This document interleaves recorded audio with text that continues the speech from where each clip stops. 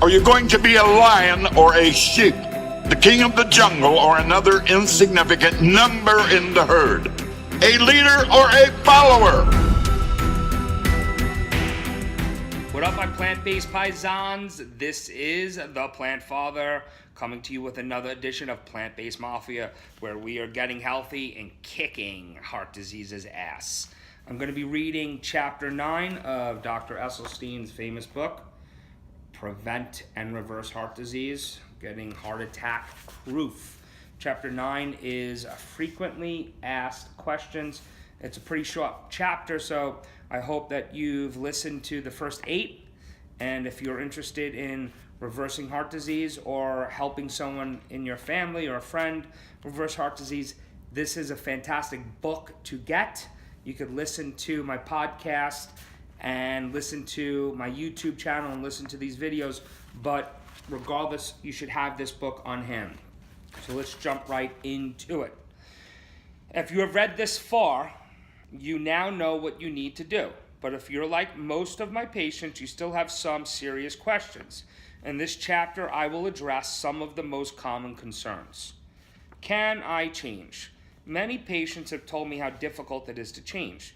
They mention how hard it is to maintain this nutrition plan when dining with friends and relatives, during work hours, while traveling, both in the United States and abroad. But you can do it. Many others have. The key is to remember that the rewards are greater than the frustration. I have experienced this phenomenon myself and watched it in every patient with whom I've worked. After 12 weeks of eating no animal foods, dairy, or adding oils, you lose your craving for fat. You then begin to appreciate more than ever before the natural flavors of grains, vegetables, legumes, and fruits. You develop a series of menus that you especially enjoy. Now let me just jump in there real quick. Something that is important too is simplicity. My food intake every day is very simple, plus I intermittent fast, so I only eat between 1 and 7. My first meal of the day is a nice big salad with blueberries.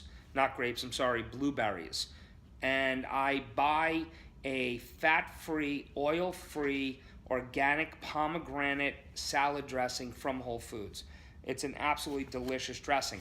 What I also do is I make a sweet potato. I cut it up into like little circular discs, and I put it in a bag, a freezer bag, and I add a little bit of water to moisten it, and I put garlic powder, onion powder, turmeric, cayenne, red pepper flakes, a little bit of sea salt, and I add a little bit of stevia to sweeten it, shake it up, throw it in the oven for 30 minutes at 350, and flip once. Absolutely super delicious little start of my day. I get all my greens, and I get a delicious sweet potato, which is incredibly healthy. I got my blueberries, and then I drink a gallon of my lemon water with turmeric all day. I'll have an apple kind of midday. I don't have a big appetite, and then at night I'll either have another salad or a smoothie. I know Dr. Esselstyn doesn't necessarily recommend smoothies if that's all you're eating, but it's just one of my meals. So I keep it super, super simple. I eat like that almost every day. On the weekends, I might make myself pancakes, but they're plant-based pancakes, no fat, they're gluten-free, and I'll use a little bit of agave. I don't add any butter or anything like that, and that's kind of my sweet treat for the week. And they're still super healthy. I put bananas in there. I put apples in there. Bananas and blueberries, so super healthy. Okay, let's jump back in.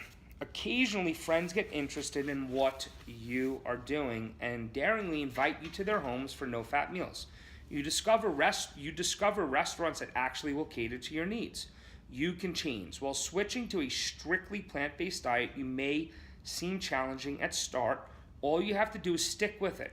The satisfaction of new tastes and, above all, the health rewards make it no contest. Will I get enough fat and protein? The answer emphatically is yes. No fat deficiencies have been identified in people who eat a variety of plant-based foods. Overall, a diet made up of the foods on the approved list in Chapter 8 will contain approximately 10% fat. That level represents a significant departure from the 30% fat contained of the typical Western diet, but it is ideal for good health. It provides all the fat you need without giving you the extra doses that wreak such havoc with your heart health. And this diet will not cause a protein deficiency. Typically, the Western diet contains an excessive protein, especially animal protein. The nutrition plan I recommend provides a variety of health plant proteins, somewhere between 50 and 70 grams a day. This is entirely adequate for a healthy lifestyle. Could a cholesterol level be dangerous for my health? A low cholesterol level. Some years ago, there were reports that low blood cholesterol levels might be associated with lung, liver, or colon cancer, and that they might also contribute to accidental deaths and suicides. For example, one trial from Helsinki, Finland, seemed to have found and have identified more traumatic deaths in patients using cholesterol-lowering drugs. But subsequent reanalysis of the Helsinki study and all other trials of the effects of reducing cholesterol levels with or without drugs have shown no increased incidence of suicide, accidents, or cancer. The newer research makes it clear that otherwise healthy individuals who achieve low blood cholesterol level through proper low-fat nutrition will enhance their health, not harm it.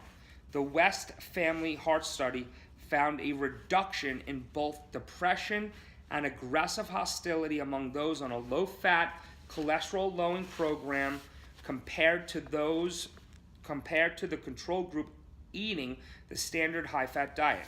And in a large study from Scandinavia, patients with coronary artery disease were randomly chosen to receive either a cholesterol-lowering drug or a placebo, a harmless pill containing no medication.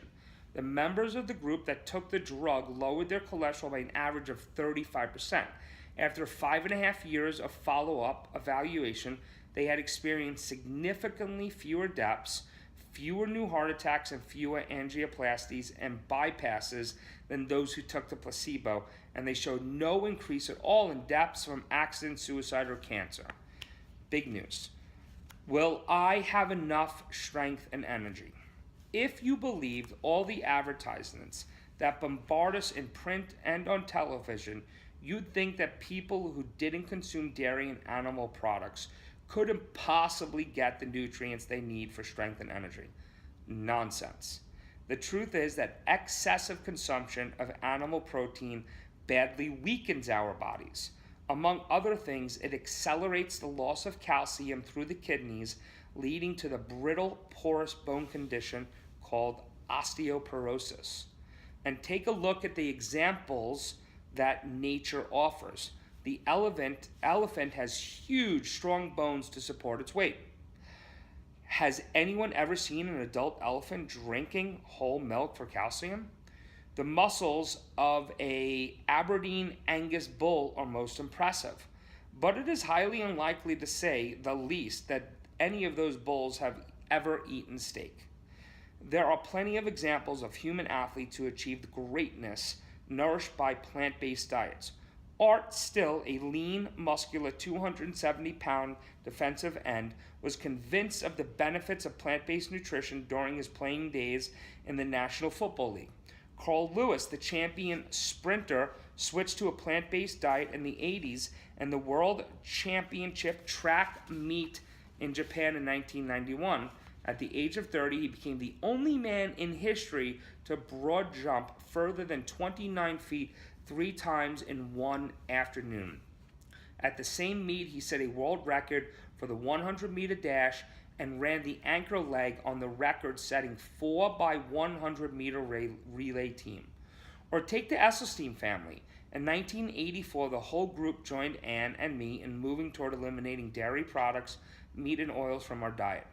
Our eldest son, Rip, became an All-American swimmer at the University of Texas, and today is a firefighter in Austin, where his entire team at Firehouse 2 has adopted plant-based nutrition. Our second son, Ted, set a 200-yard backstroke record at Yale, and our daughter, Jane, won the Big Ten 200-yard backstroke championship while she was attending the University of Michigan. Our youngest son, Zeb, as an Ohio high school junior, was the state butterfly swimming champion, and Ann, now in her early 70s, runs between 40 and 70 minutes almost every day. You need not worry about strength and energy on my nutrition program. Got it? Capiche? What if my cholesterol level won't go below 150? A tiny majority of the population, no more than 5% of all Americans, has an inherited cholesterol disorder that makes it impossible for them to reduce their cholesterol below 400 to 500 milligrams with careful nutrition.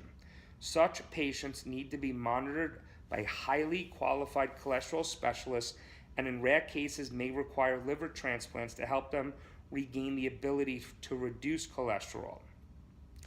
But for the great majority of persons, that is not a problem. So the first thing I do when people tell me that they can't reduce their cholesterol to 150 or less is press them on precisely what they eat on Friday or Saturday nights, or what they might have consumed at the seemingly endless weekday meeting where there was nothing else to eat. Often under my questioning, they reveal tiny deviations from the nutrition program. Lapses so small that they didn't even take them into account. One example, by the time you hold down the nozzle on a popular cooking spray long enough to coat a wok or pan, you build up about a tablespoon of oil. Such transgressions can easily be enough to injure the endothelial capacity for producing nitric oxide. In borderline cases can mean the difference between success and failure. It is the kind of attention to tiny details that makes my program work. It is true that there are some people without heart disease who strictly adhere to the plant-based diet, no lapses at all, and even so can't reduce their cholesterol between 165 to 170. Some researchers have suggested that years of eating fat and cholesterol might compromise the body's natural capacity to reduce cholesterol levels. For these people, a modest dose of cholesterol-lowering medication under supervision should take care of their problems. It is worth noting, however, that anyone who achieves a cholesterol level of 165 to 170 by eating a strictly no-fat, plant-based diet is already doing wonders for his or her health, even without reaching the optimal level. That person is by definition consuming large quantities of natural antioxidants, which prevent the body from oxidizing LDL cholesterol into the most dangerous artery clogging form. Don't my genes predetermine whether or not I'll get my disease? I often hear some variation of the following theme. My 87-year-old grandfather eats nothing but eggs, bacon, cheese, and pork and seems fine. Since I have his genes, why should I change? That question brings to mind an analogy. Depending strictly on your genes to keep you safe while living in a high-fat lifestyle is much like getting through a busy four-way intersection that has no traffic signs or stoplights. A few people will make it across unscathed, but many will be injured or will perish. The grandfather living on fat is obviously someone with a good cholesterol clearance mechanism and strong artery linings that resist breakdown and deposits of fatty plaque. But it is important to remember that the male grandchild asking the question does not share his grandfather's exact genetic profile. The questionnair's grandmother and two parents have added to his own genetic mix, and he has no guaranteed protection against coronary artery disease as the grandfather apparently does. I also hear the converse of that question, which is rather more to the point. Both my father and brother died from heart attacks at the age of 58, and their father had the same fate at 63. Is there anything I could do to avoid their fate? Am I condemned by my genes to have heart disease? This time the answer is an emphatic no. If you maintain a cholesterol level of 150 milligrams or LDL under 80 milligrams, you and all the other relatives who inherited these genes will be free of heart disease. Recall once again the house fire analogy I ask my patients to consider. If you do not throw any fuel at all on the fire, it cannot burn. To paraphrase William Shakespeare, the fault is not in our genes, but in ourselves and the way we eat. And that brings me to a frequently asked question that gets a chapter all its own. Well, that was chapter 9, and the next chapter we will be reading, which will be our next episode, chapter 10, Why Can't I Have Heart Healthy Oils? And I get resistance often on this by friends and family members and even perfect strangers. Cut out all oils. I'm like, what about virgin olive oil? I say, nope. And again, it's not coming from me. I chose to believe this man and the work that he's done. And you can make that choice too. So hopefully you're following the program, you're feeling better, you're losing weight, you're getting healthy, and you're doing everything you can to become heart attack proof. So peace, paisans, until next time. When you come to a crossroad and run into the winner and the quitter in you, listen to the winner. The quitter will never take you down the road you want to travel.